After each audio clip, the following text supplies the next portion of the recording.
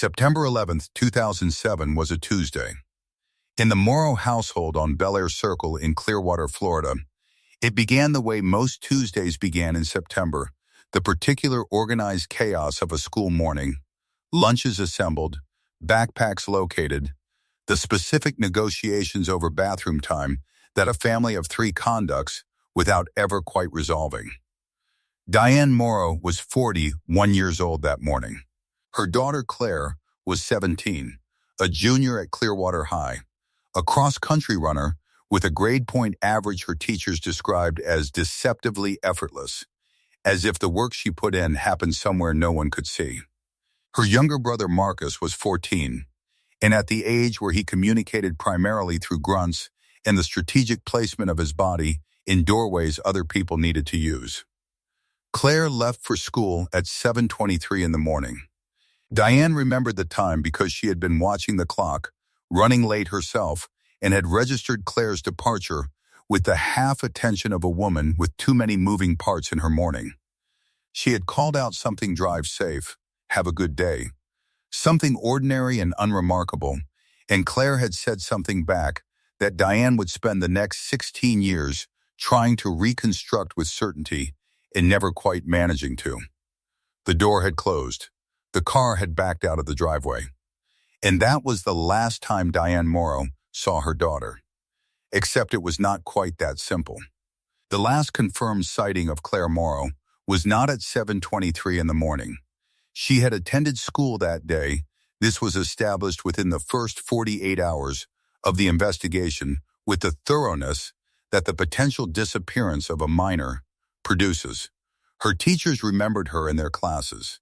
Several friends had spoken to her during the day, in the hallways and at lunch and after school.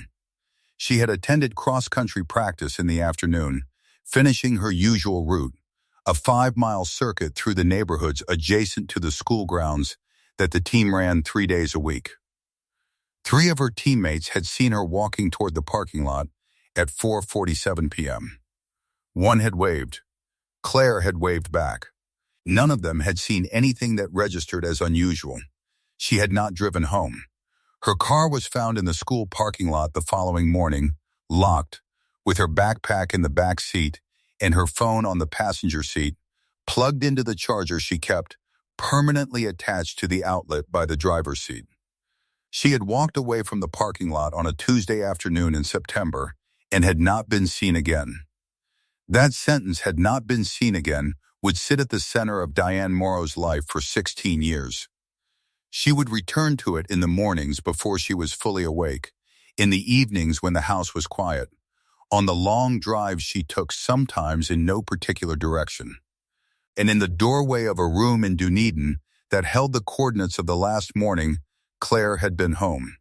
What happened in the days that followed was the architecture of a disappearance investigation, police reports and search parties, news cameras and flyers, the particular administrative machinery that activates when a person goes missing and has to be managed alongside the grief of the people it concerns. Diane had moved through it the way she moved through everything catastrophic, by functioning, by making calls, by organizing the information into the clearest possible shape. She had been, before September 2007, a woman people described as capable and composed. After September 2007, those same qualities continued to be visible from the outside, and the inside was something she showed to almost nobody. The first week had the momentum of crisis investigators arriving, media calling, neighbors and colleagues and church members bringing food that accumulated on the counter and was eventually given away because no one in the house was eating much. Marcus had been pulled home from school and had sat in his room with the door mostly closed, emerging at mealtimes and for brief intervals that Diane recognized as his way of checking that she was still there without having to have a conversation about why he was checking. She had sat with him on the couch on the third evening, and they had watched a nature documentary for 2 hours without speaking, which was exactly what they both needed. She had always understood her son's language without requiring him to speak it. That had not changed after September 2007. If anything, it had become more important. The second week had the particular quality of the first week's momentum, giving way to the reality of uncertainty. The search had not produced Claire. The tip line had produced hundreds of calls, none of which had led to anything.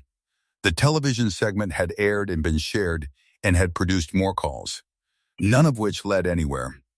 The FBI agent assigned to the case, a careful and thorough woman named Special Agent Rosa Medina, had told Diane at the end of the second week that they were pursuing every available lead and that she should prepare herself for the possibility that the immediate investigation might not produce a resolution quickly.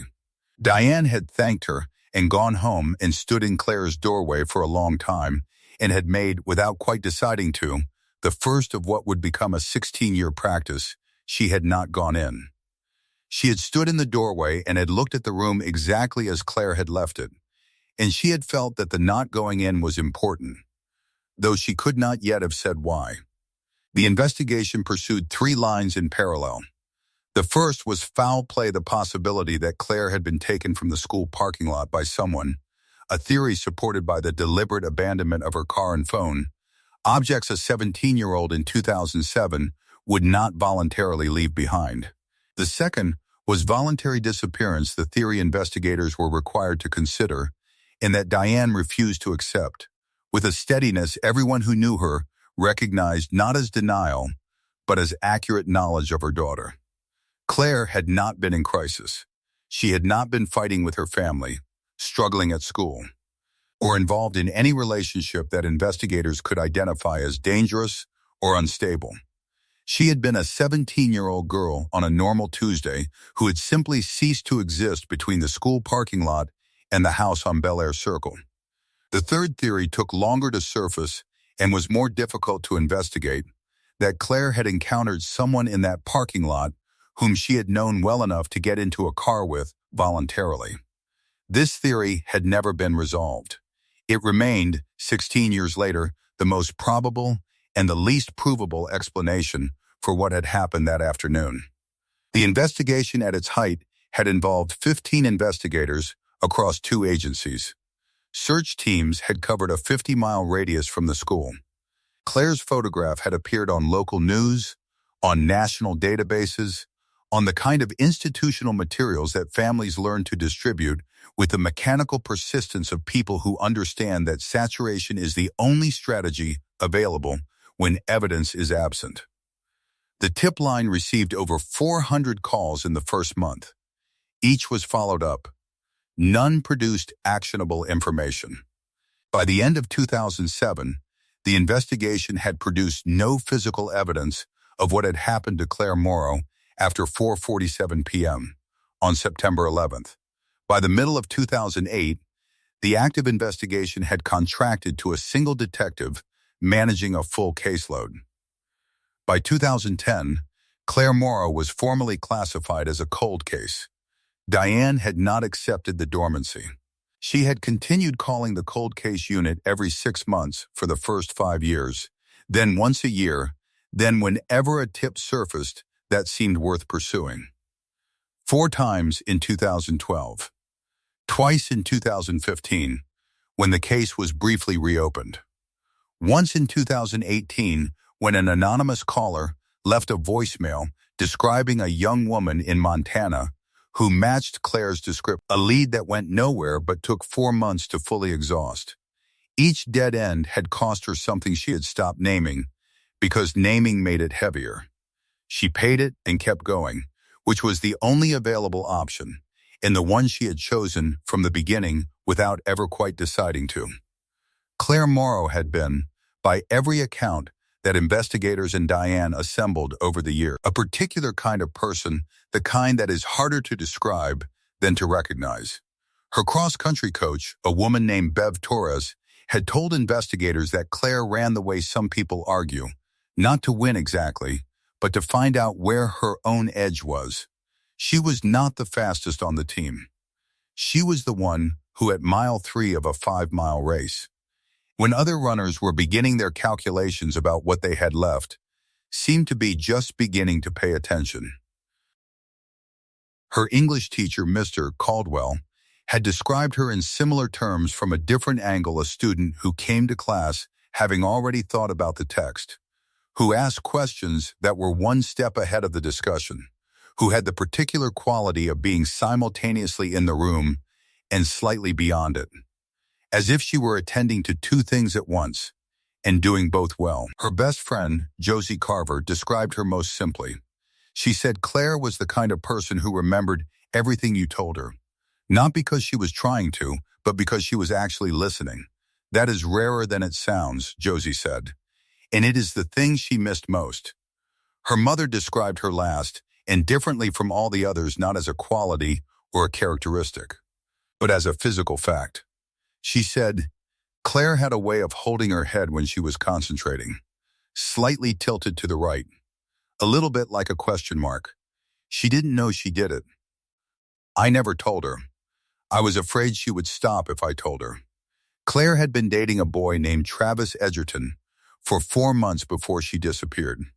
Travis had been investigated thoroughly twice, in 2007 and again when the case was briefly reopened in 2015, and nothing actionable had ever been found. He had provided a verifiable alibi for the afternoon of September 11th and had cooperated fully with investigators both times. He had eventually moved to Atlanta, married, had children. He had called Diane on the anniversary of Claire's disappearance every year for the first 6 years, and then had stopped. Diane had understood the stopping the way she understood all such stoppings. Limits are not failures. They are the edges of what any person can sustain. She did not hold the stopping against Travis. She had stopped things herself over the years, things she had maintained as long as she could, and then set down with the quiet of someone who understands that setting something down is not the same as abandoning it. Diane did not move through the years after Claire's disappearance the way people move through things they have processed and set down.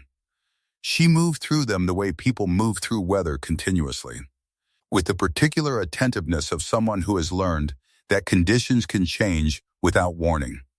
She had kept her job at a pediatric medical practice, which she had recognized early as essential for her sanity, a place where the structure of the day was external and reliable, where she was needed for something concrete and separate from her grief.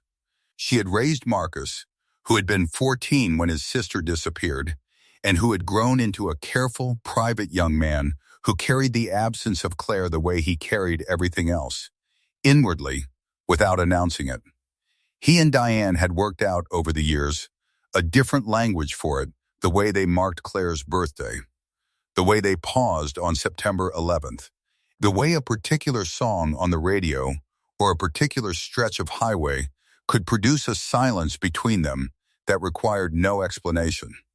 She had remained in the house on Bel Air Circle for 7 years after Claire disappeared, and when she had finally moved twice, eventually settling in a smaller house in Dunedin closer to her sister Helen, she had reconstructed Claire's room in each new house exactly as it had been.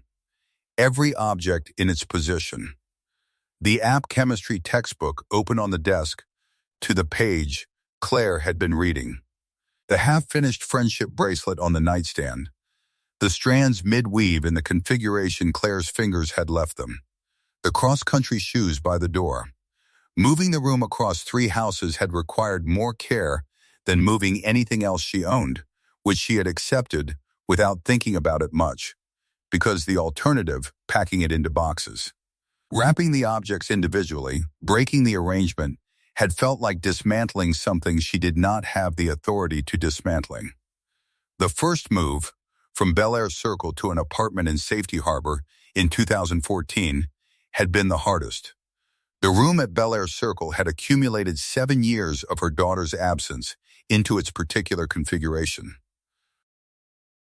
Reconstructing it in the Safety Harbor apartment meant measuring and placing and adjusting until the sight lines were right, until the chemistry book was in the right light, until the shoes were the right distance from the door, until standing in the doorway produced the same quality of presence that it had in the original room. Diane had spent 3 days getting the new room right before she was satisfied that it was. Her sister Helen had watched this process in silence, had helped carry boxes, had not said what she was thinking. That had been the right call. Helen knew when words were not the tool. The second move to the house in Dunedin in 2019 had been easier not because the work was less, but because Diane had by then developed the precision of a curator who has moved a permanent collection before. She knew what each object required. She knew the light and the angles. She had the room operational in 2 days and had stood in the doorway that evening with her coffee and had recognized it as the same room it had always been, which was exactly what she needed it to be. The years had accumulated the way years do when there is nothing to stop them. The case file had grown to over 900 pages of tips, interviews, follow-ups, and closed leads. The digital footprint of Claire's disappearance had taken on a life entirely separate from Diane's experience of it, the true crime forums, the periodic anniversary articles, the community of online investigators who had formed theories and debated them across multiple platforms, occasionally sending Diane messages through the email address she had maintained on the family's missing persons website since 2009. She read every message. She responded to the ones that seemed to come from genuine concern rather than morbid curiosity. She forwarded the ones that contained specific information to Detective Polk. She had learned, across 16 years, to distinguish between the two kinds with a speed and accuracy that she recognized as a skill she would rather not have had occasion to develop. The room had become, over those years, a point of quiet controversy. Her sister Helen had said, carefully and more than once, that there might come a time when changing it would not mean giving up. Her grief counselor, Dr. Patricia Osei, had explored it across 11 years of sessions, the room as a metaphor, the room as a practical choice, the room as a form of hope or of refusal, the room as all of these simultaneously without ever telling Diane what to do about it, which was the correct approach and one Diane had come to deeply appreciate. Marcus had said nothing about the room at all, which was its own form of speech that Diane had learned to hear. She had her reasons. They were not the reasons people assumed. It was not that she expected Claire to return and need the room as she had left it. It was that changing the room felt like editing the last document Claire had authored. Every object in that room was exactly where Claire's specific, individual, irreplaceable hand had put it. The bracelet was midweave because Claire's fingers had left it midweave. The chemistry book was open to that page because Claire's eyes had been on that page the evening before she disappeared. The shoes were by the door because Claire's feet had placed them there after cross-country practice on September 10th. Changing any of it meant choosing to stop being in conversation with that. Diane had not been ready. She was not sure she ever would be. What she had not fully understood, standing in the doorway for 16 years, was that the room was not only keeping her in conversation with the past, it was also keeping her oriented towards something she had trained herself not to call hope. The word she had found, eventually, was readiness. She was keeping the room because she was ready. Ready in the way a library is ready, not for a specific reader arriving at a specific time, but available for whoever came, whenever they came, because availability is its own form of faith. She had remained in the house on Bel Air Circle for 7 years after Claire disappeared, and when she had finally moved twice, eventually settling in a smaller house in Dunedin, closer to her sister Helen, she had reconstructed Claire's room in each new house exactly as it had been in the last. Every object in its position, every arrangement preserved.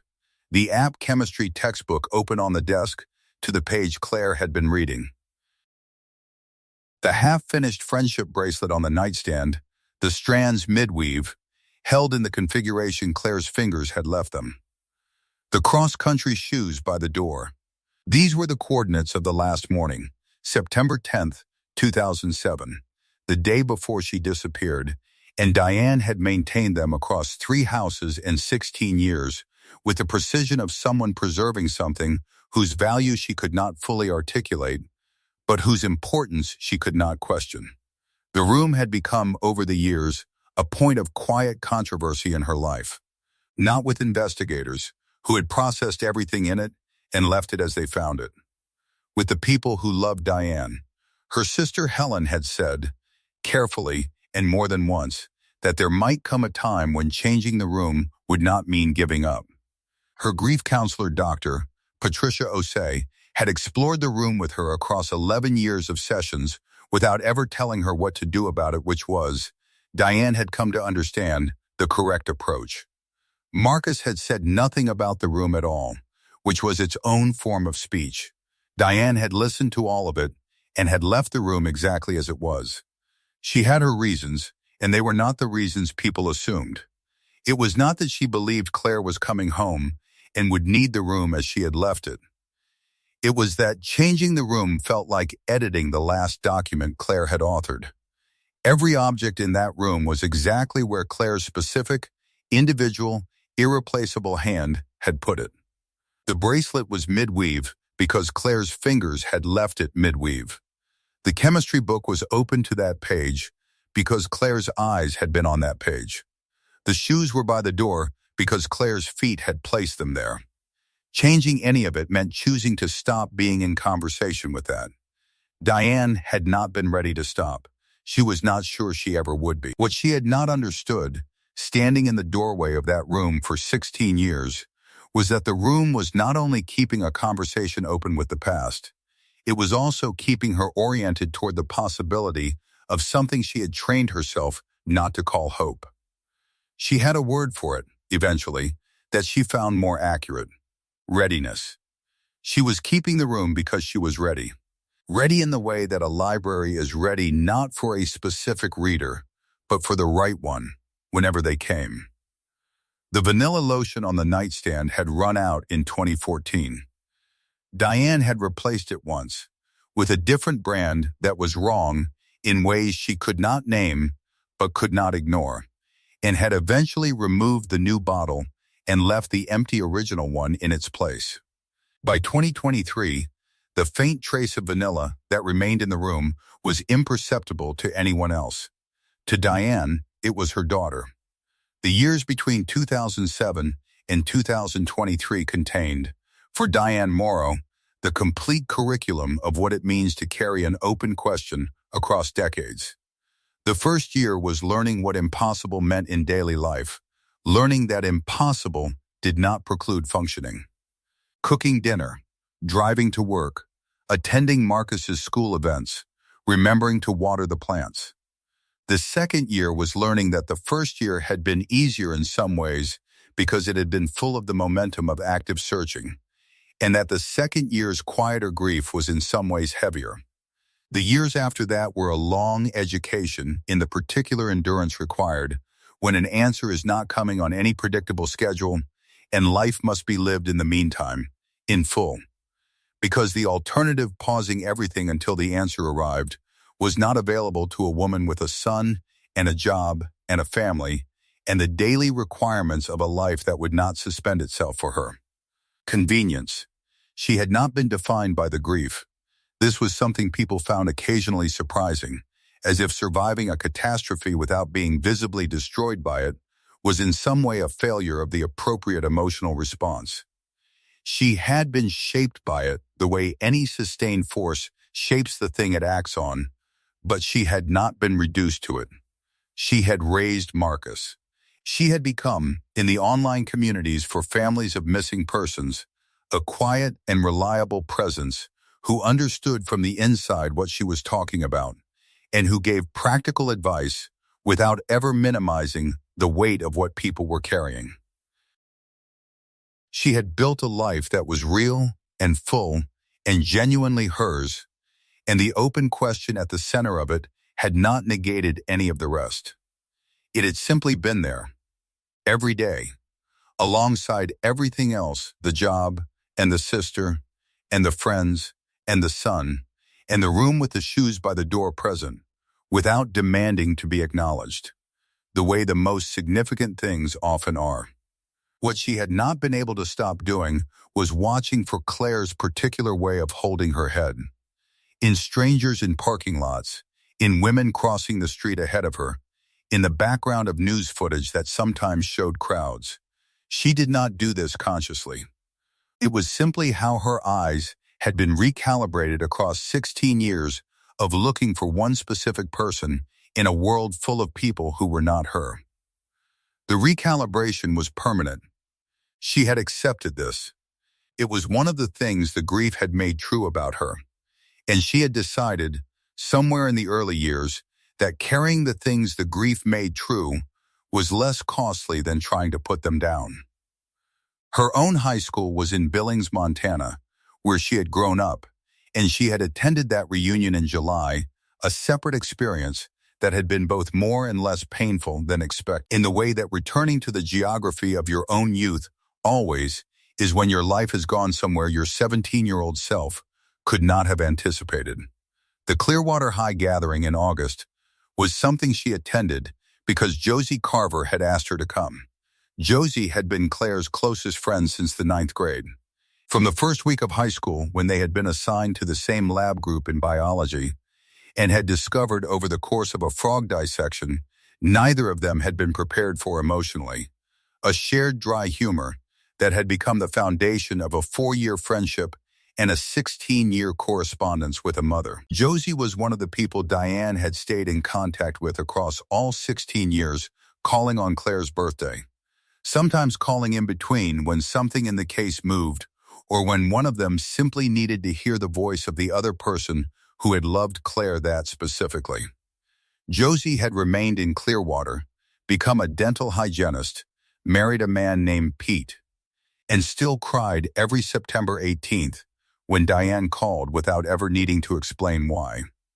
She had asked Diane to the reunion because Claire's class was organizing a small memorial, a table with photographs, a moment of acknowledgement at the start of the evening, and she had not wanted Diane to encounter that without being present for it.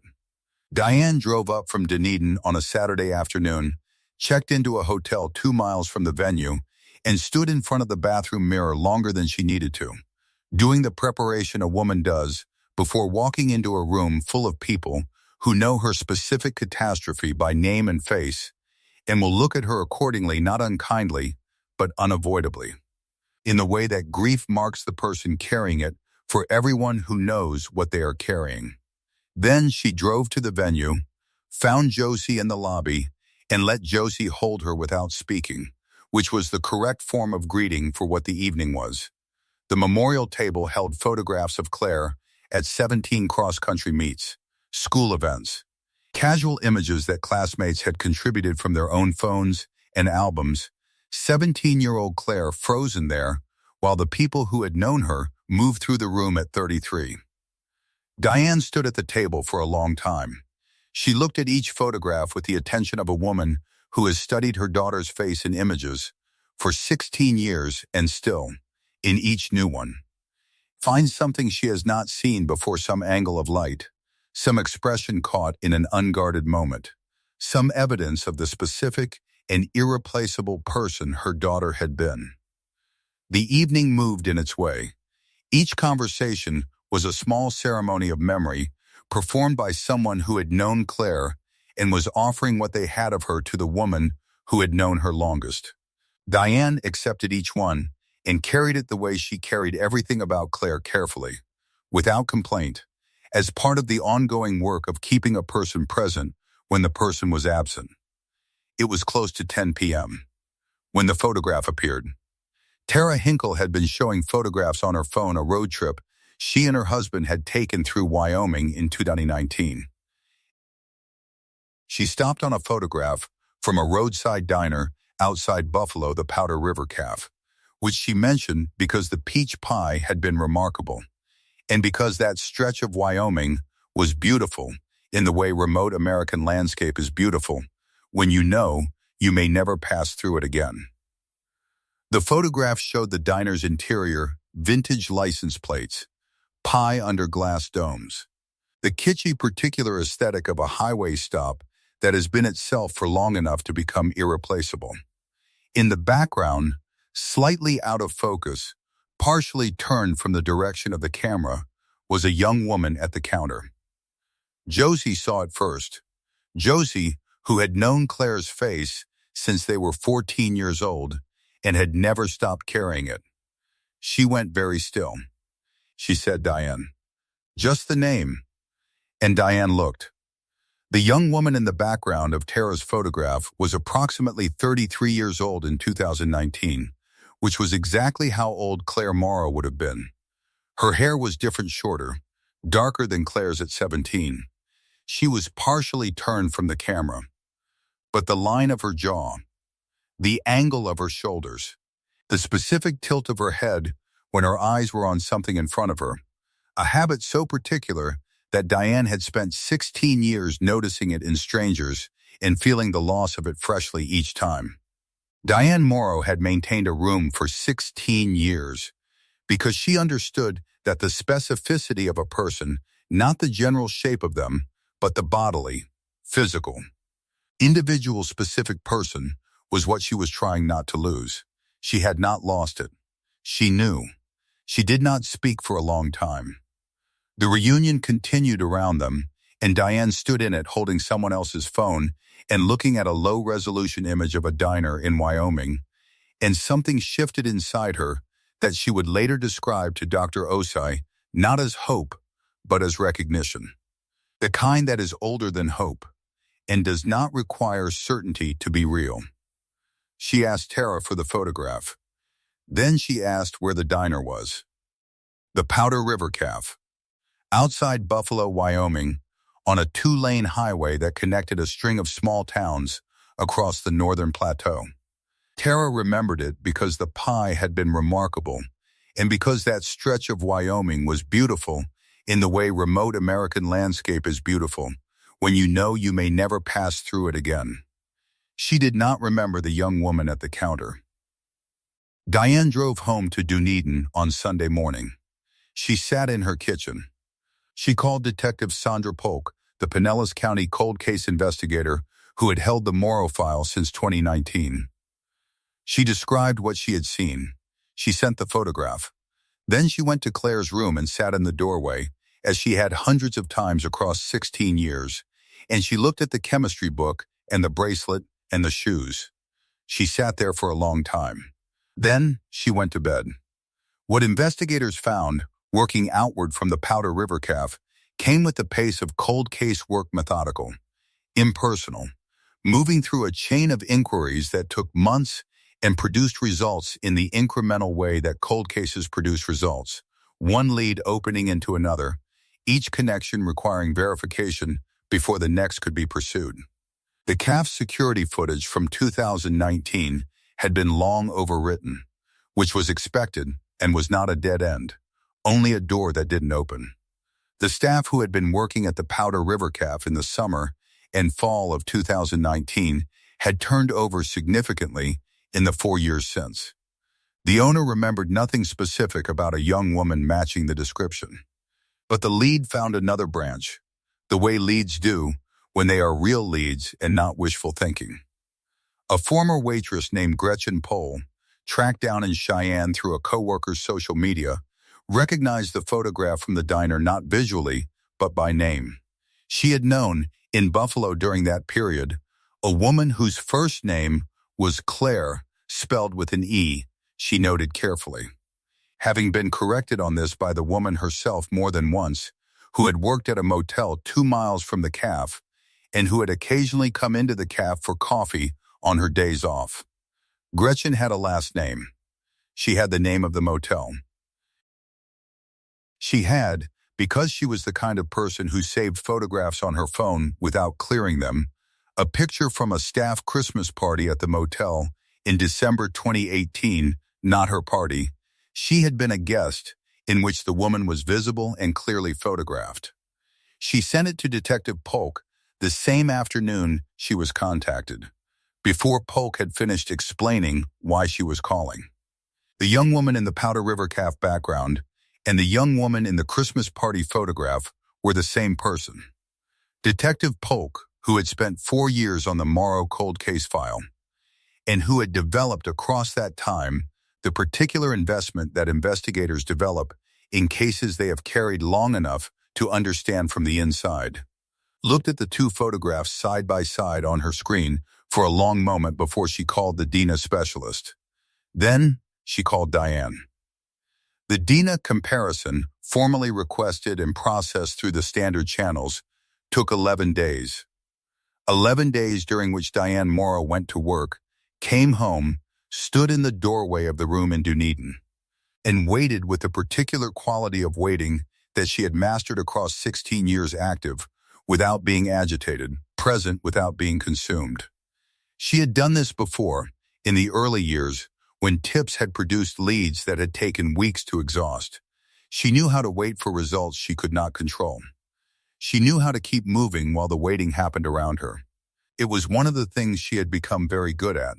She would rather not have needed to become good at it. The young woman in the diner photograph and the young woman in the Christmas party photograph were the same person.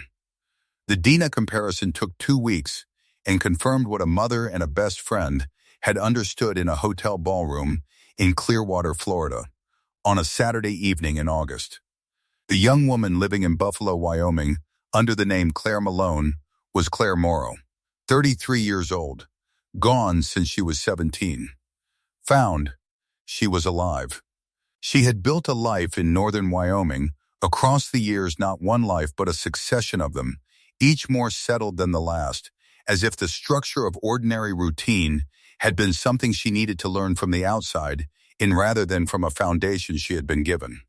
The motel had been first, in 2009, when she arrived in Buffalo with enough money for a week, and the kind of competence that makes a reliable employee out of a person in difficult circumstances. The CAF had come later, through a recommendation from someone at the motel who had noticed the way she worked.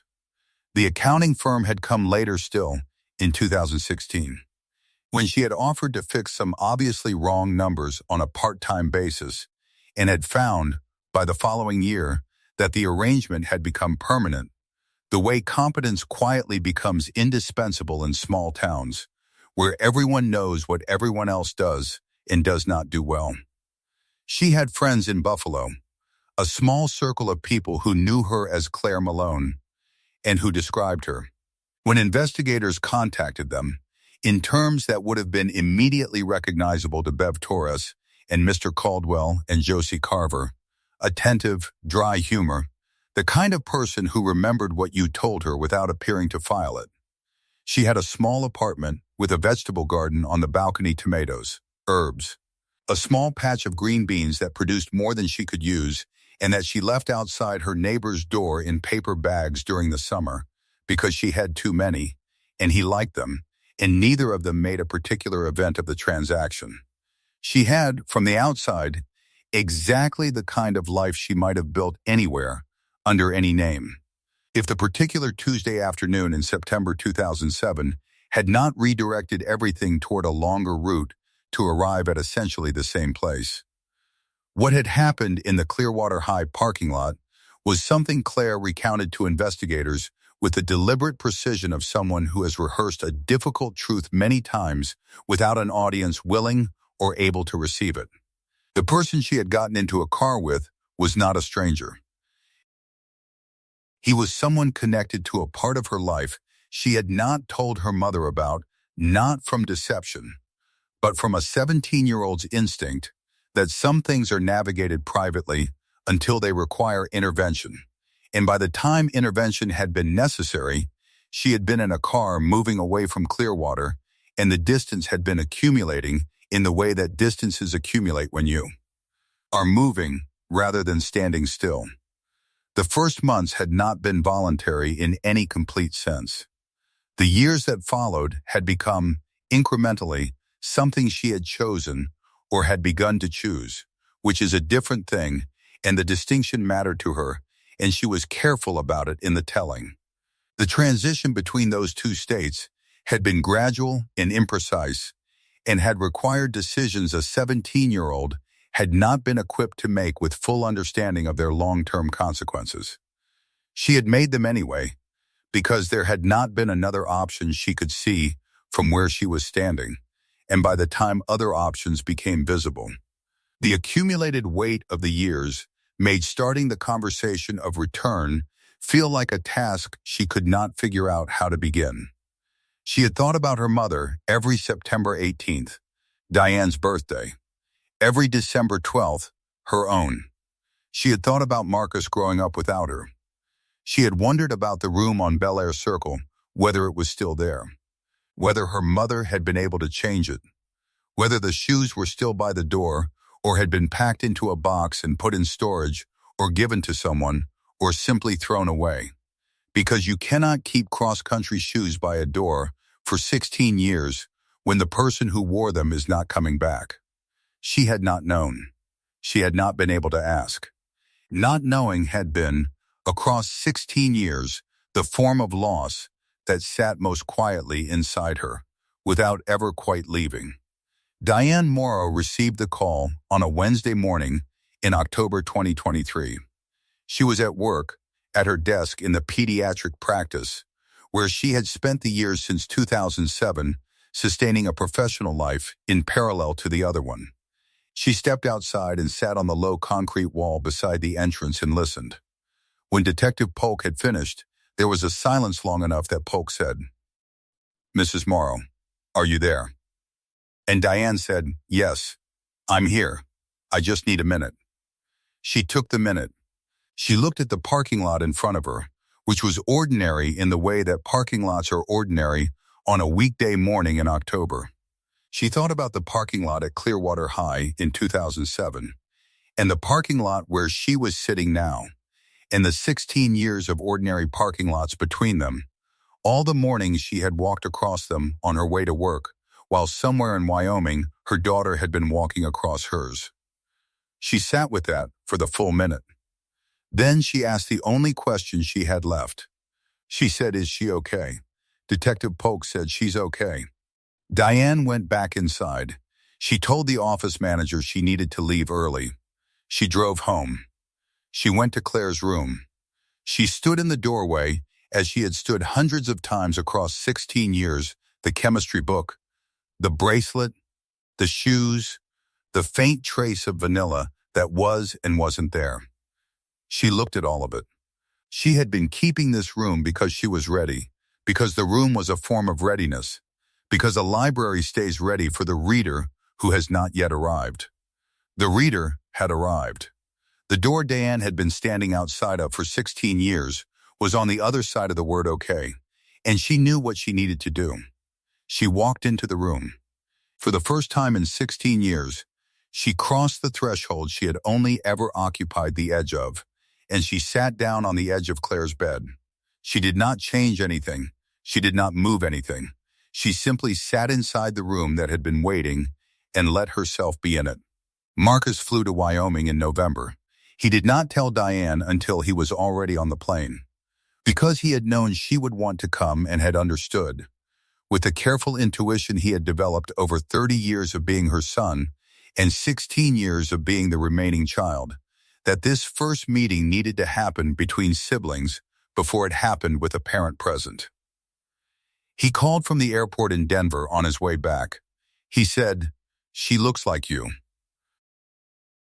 And Diane, who had not cried since October, who had been in the weeks since the confirmation managing logistics and verification and coordination, and all the administrative complexity of a person returning from a long absence, sat down at her kitchen table, and finally did.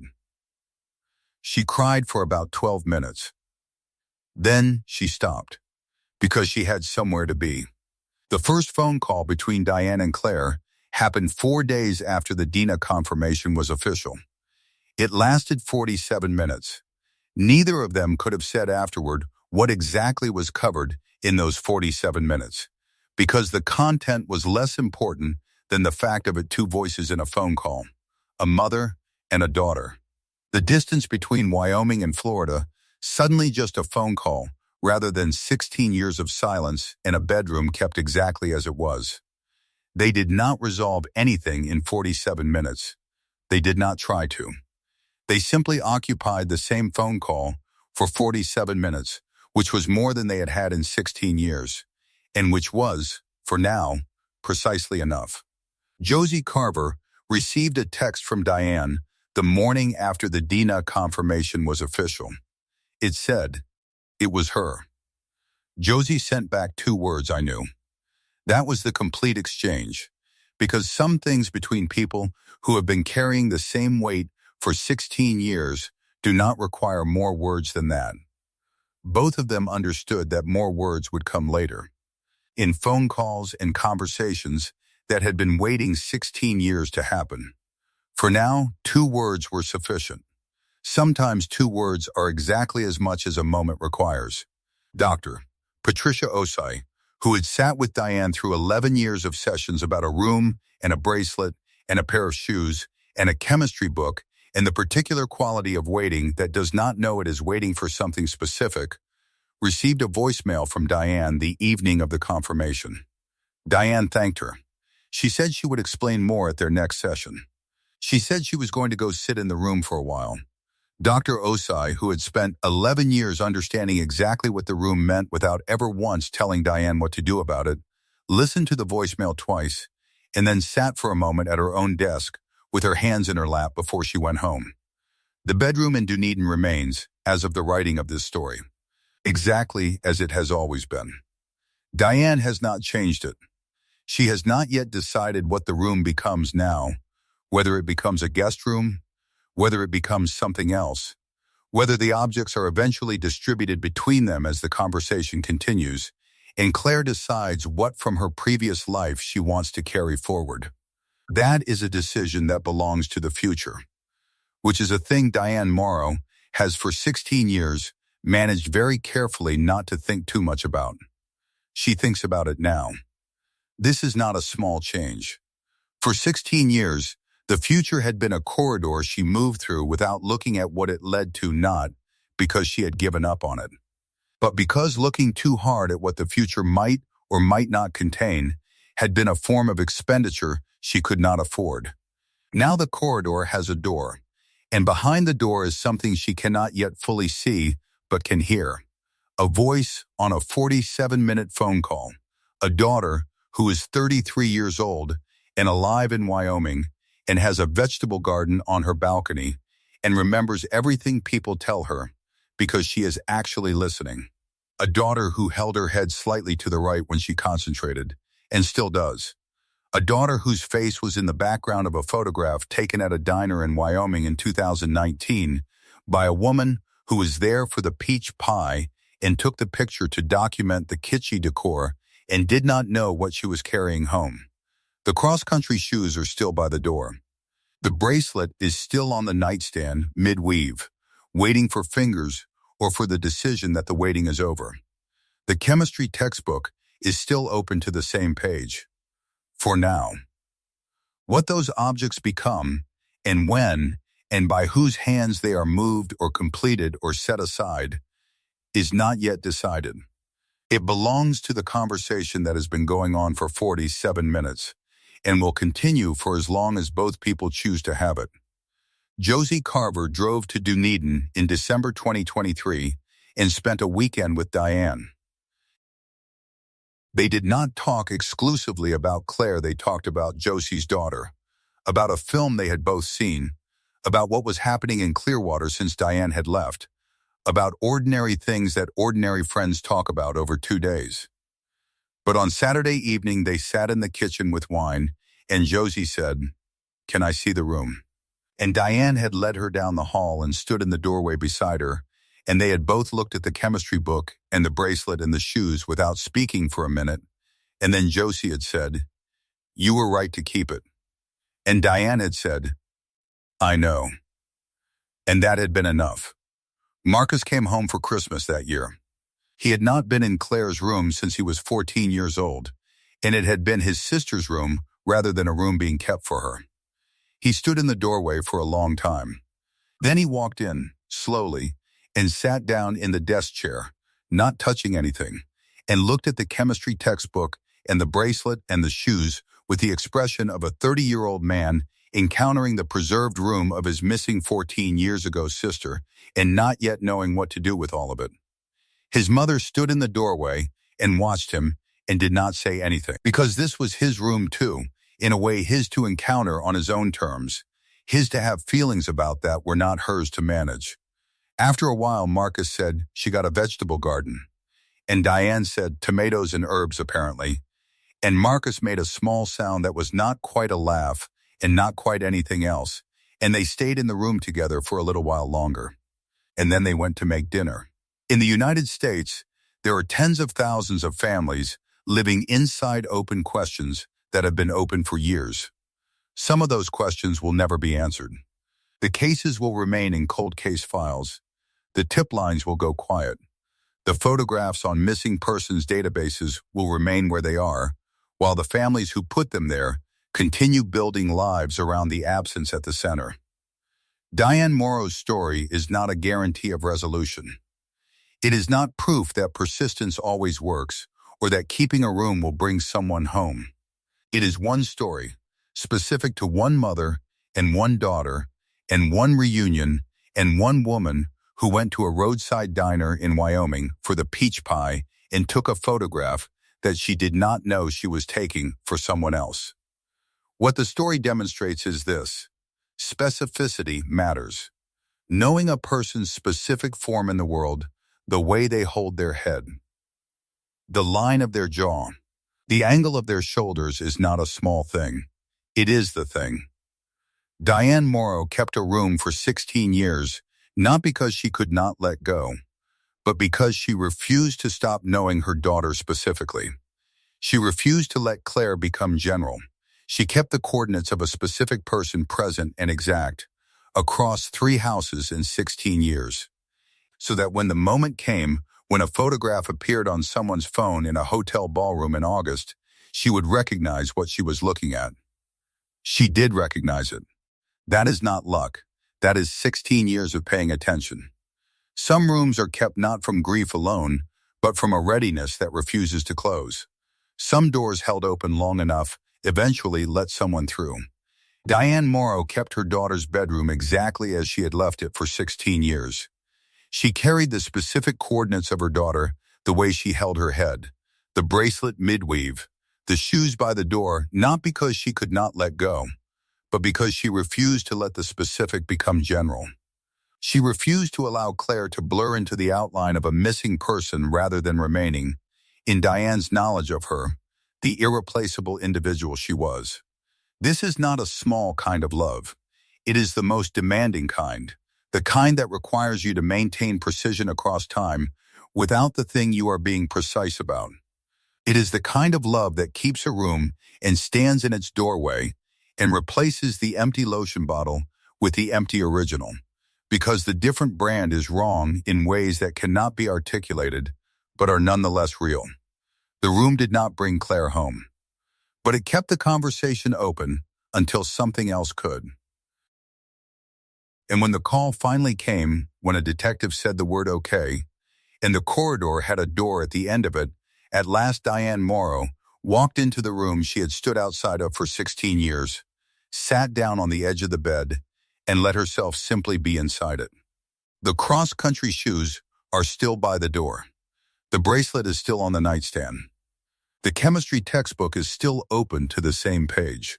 Whether those objects stay where they are, or get moved, or get passed between a mother and a daughter who are relearning how to share space and time and history, that is a question that belongs to the future. And the future, for the first time in 16 years, is a thing that Diane Morrow is allowing herself to look at directly. That is not a small thing to arrive at. For some people, it takes exactly as long as it takes. And when it comes, it is enough.